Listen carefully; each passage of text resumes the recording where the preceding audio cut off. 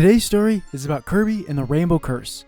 Now, you might be asking yourself, why in the world are we talking about this game and not Kirby and the Forgotten Land? Well, we'll tell you why. It all started 8 hours ago. I began my day with my new routine I recently started. Dear Diary, it's been a month since we pre-ordered Kirby and the Forgotten Land. I can't sleep at night. All I want to do is play Kirby. But where is it?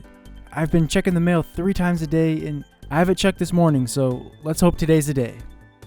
Yeah, sorry, but your package appears to be lost. No idea where it's at. Sorry, to make up for this inconvenience, here's a free game. We already own this game. Bad news, Mike. Kirby is lost. Are you serious? Now I'm pissed. Although, I might have a solution to our predicament. What, go to Walmart and pick up a copy? Ew, no. The outside is for the weak. Are you kidding me? Alright, how about this? Let's replay a Kirby game that we choose at random and treat it like an antidepressant. Son of a bitch. Well, looks like we're cursed. Whoa, why do we sound so upset to play this Wii U game? We played this game a few years ago and beat the entire game in one night and didn't like it. Because of this. But you know how the saying goes. Everything deserves a second chance. Except Fortnite.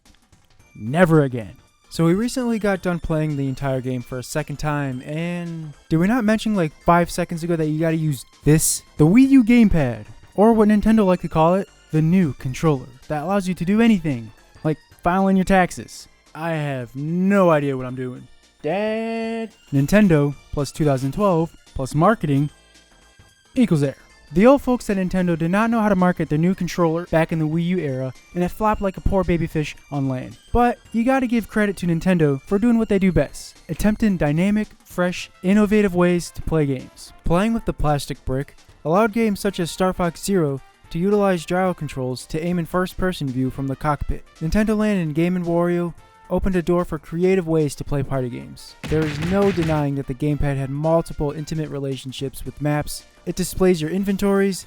There are plenty of touchscreen functionality such as creating Mario Maker levels, art games, and drawing lines for Kirby to roll on. The Wii U had so much potential, but unfortunately, a majority of these concepts did not appeal to everyone. You have a lot of passionate, hardcore gamers that define the gamepad as a giant G word, gimmick.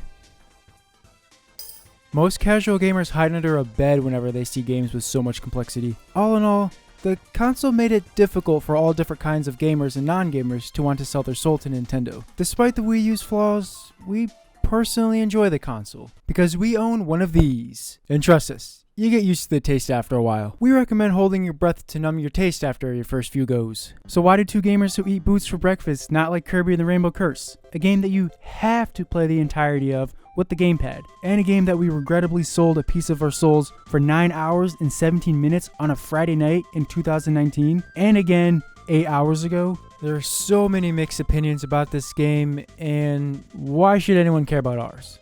We'll give out free cookies at the end? The game was first revealed during Nintendo's E3 digital event in 2014. Kirby and the Rainbow Curse was just kind of thrown in there like, hey everyone, look, moving on. First thing we see is a gamepad, then bam, it's clay. Kirby and the entire world is formed out of polymer clay and has a nice claymation aesthetic.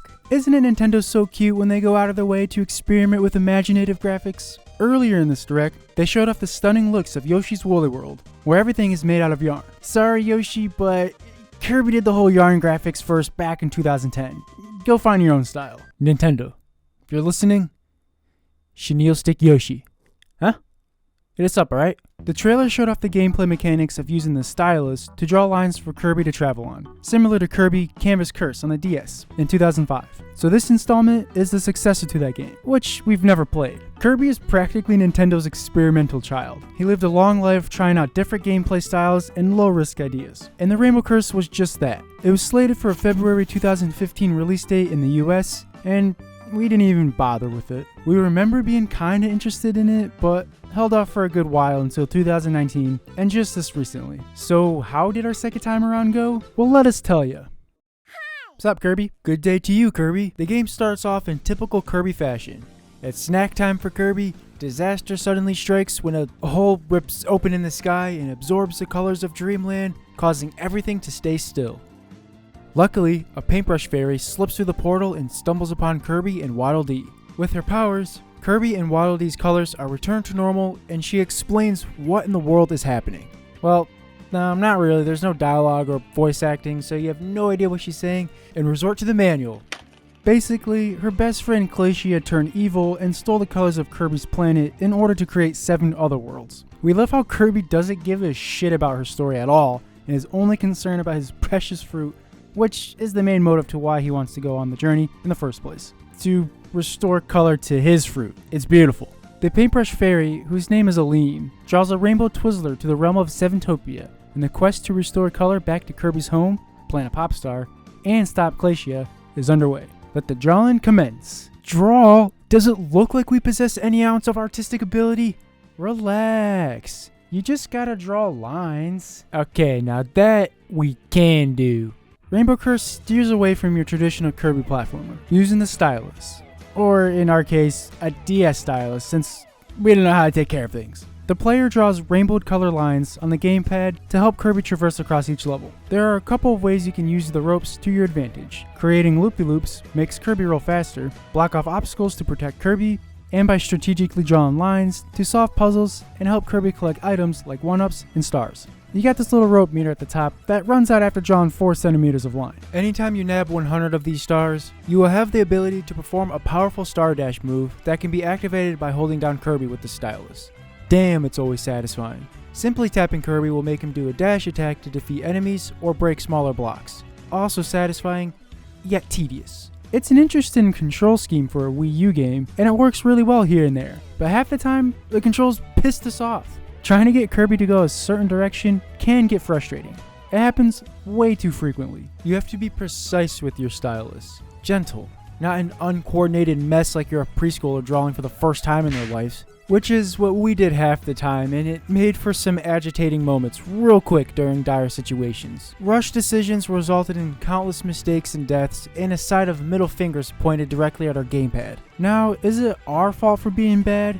Sure, one can argue. We're usually not ones to get super bitter over gimmicks like this. I mean, hell, we love the motion controls for the Wii version of Skyward Sword, but this game has more problems than just the controls in our opinion. And it's staring right at your face. Holding this hunk of plastic gets to you, man. We made sure to build up strength beforehand too.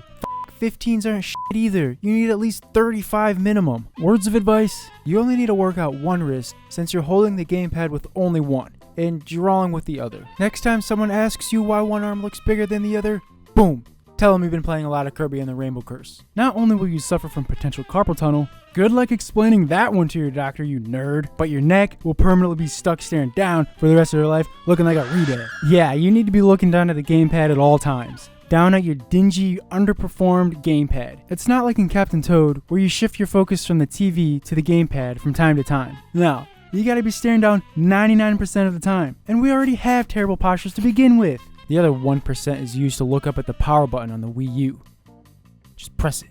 Press it. We recommend putting the gamepad on the Wii U stand, or investing in a professional drawing tablet. A broken wrist and bad posture, okay, yeah, sure, we can deal with that. We're men. However, not being able to look up at these gorgeous, bright, colorful graphics displayed on your TV screen makes us want to bawl our eyes out. The graphics are honestly so stunning. Too bad your eyes are busy looking elsewhere. Might as well play like this. Honestly, you're better off playing this game on TV mode. How many times have we ever played TV mode during our Wii U career? Once? Luckily, if you're playing multiplayer, everyone else can appreciate the stylized graphics. Yes, this game features multiplayer, so you bet your ass we play the entire game in co-op, although the multiplayer feature is a little strange to us. It's an asymmetrical experience, where player 1 controls Kirby on the gamepad, while players 2, 3, and 4 use Wiimotes or Pro Controllers to directly control their Waddle Dee in traditional platforming action. Nintendo was banking on the idea that asymmetrical gaming would be the Wii U's bread and butter, offering unique forms of gameplay and experiences. However, third-party companies and even Nintendo themselves didn't capitalize on this new way to play. Some games that adopted this idea were lackluster as hell, such as New Super Mario Bros., where player 1 touches the screen to create platforms. Okay. Nintendo Land took full advantage of this playstyle, and it makes for a magical experience with friends and family, and even all you loners out there. Rainbow Curse, on the other hand, is We don't know. It's a mixed bag of emotions, in our opinion. Some people love it. It works alright, but within that bag, there's a lot of dry air. The player or players controlling Waddle Dee gain the upper hand in terms of action and combat. It's fun running around collecting the stars that Kirby missed or sacrificing yourself for the greater good to snag those 1-ups and treasure chests. You f***ing owe me, dude. Paving the way by taking out enemies is an important role, allowing player 1 for a smoother progression. Hell, you can even pick Kirby up to give player 1 much needed rest. In multiplayer mode, an enemy called the Grab Hand appears in most levels and attempts to snatch Kirby away. Player 1 is defenseless, and it's up to the Waddle Dees to come to the rescue. Every time this mid-boss emerged, it felt like that episode in Naruto where Team 7 gets ambushed, and instead of Naruto saving the day, Sasuke intervenes and takes command. Hey, come on, Kirby's the protagonist here. We actually had no idea that only Waddle Dee could hurt them. We tried so many times to see if Kirby was capable of doing anything and thought we were doing something wrong. At the end of each level, your stars are added up, and depending on how many you collect, you get a reward, either a bronze, silver, or a gold medal. If you're playing with more than one Waddle Dee, you'll all compete to see who collects the most stars at the end, making for a hectic time with friends. But we lack the capability of making friends, so we don't know what that feels like. Kirby might not be able to do much during the mid-boss fights, but the other players can't really do anything for a handful of levels, especially auto-scrollers. You get left behind regularly, struggling to platform your way across to catch up. Feels like a college lecture. I am lost as shit. Yeah, player 1 can help you out by drawing ropes for you to land on, but they're mainly focusing on surviving themselves. Either you get blocked off by rope unintentionally, or their rope meter runs out after drawing 3 lines? It does make for some funny moments and good old trolling, no doubt, but I just want to play. And when you're too far back, you're automatically teleported to player 1. Some other games do this too, and it can be nice here and there, but good lord, it can get irritating. Mainly because playing as Waddle Dee is way more fun than using this. More things to do, controls are leagues better, and you get to look at HD clay and not watered down clay. We'd always get that sudden urge to punt this thing anytime one of us played with it. Yeah, I heard the Cleveland Browns are hiring. Oh, we made sure to create a system of sharing. Mike plays one level, gets mad, pass the Wii U gamepad to me. I play one level, hate myself, pass it back. This thing is not comfortable in the slightest. We addressed this major issue by lugging a whole f***ing couch upstairs.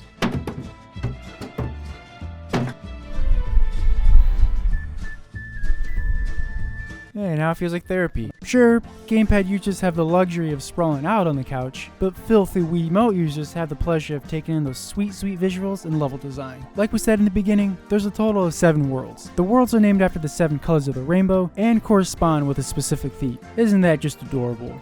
The levels themselves are okay. We've already played the entire game before, and for our second time around, we barely remembered any of the levels. They weren't that memorable, and a majority of them were elongated courses that suck your patience out through a sippy straw. Up the big old tree is so damn long. Like, we get it, you're a big ass tree. But can we pick up the pace here? Jesus. We're only on level 2. Then the follow-up level is also massive.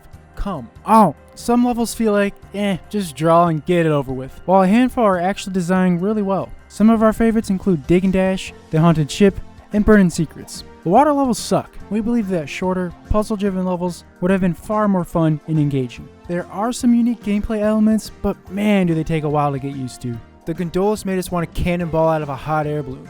You can also skip levels. Us skip levels? We're not pussies. So yeah, we will admit that we did not get used to these kind of levels. Instead, we bull rushed our way through, full steam ahead. The hidden challenge doors that can be found in every level are probably our favorite. They contain a fast-paced task to complete in under 15 seconds for a treasure chest. If you fail, well, too bad. Either die and come back, or, if you're so desperate, finish the level and replay it. 5 chests are scattered about in each stage, except these 2 levels have 4. At the end of the course, you tap the screen to reveal what's inside. Honestly, the best part of using the gamepad. Very therapeutic. Contents inside include collectible figurines and music. You can take a gander at your little toys over at the figurine showcase option, where they can be rotated around at a crisp 360 degrees. Character descriptions are displayed to give you insight about them. Very cool if you love reading. You can also check out Aline's secret diary for even more reading. Selecting the music room allows you to listen to music. The soundtrack to this game isn't as recognizable, but it just pops off for no reason, despite it being a game where you're a ball that you control with lines. A lot of amazing songs that have no business being so good. Looking at you getting through a cave. A key element in the Kirby franchise is the ability to suck up enemies and steal their power. It's what makes Kirby, well, Kirby. However, in this game, you can't do that. That might steer people away or cause mild depression, but it's not that bad, right? It's not like this is the first time this happened. Sure, legend has it that Kirby Canvas Curse has power-ups, and maybe we should have played that game. Nevertheless, we instead get a few vehicle transformations, including Kirby Tank, Kirby Submarine, and Kirby Rocket. The tank is enjoyable, especially in co-op. Submarine, kind of annoying. The Rocket, pretty good. The Rocket is the more unique out of the three. Before you fly around, you draw out your escape route on the gamepad to help guide you. It's fairly challenging if you make it your goal to collect all 5 treasure chests before time runs out and everything blows up. The music here pops off and gives you that much needed adrenaline rush. Spoilers. Spoilers.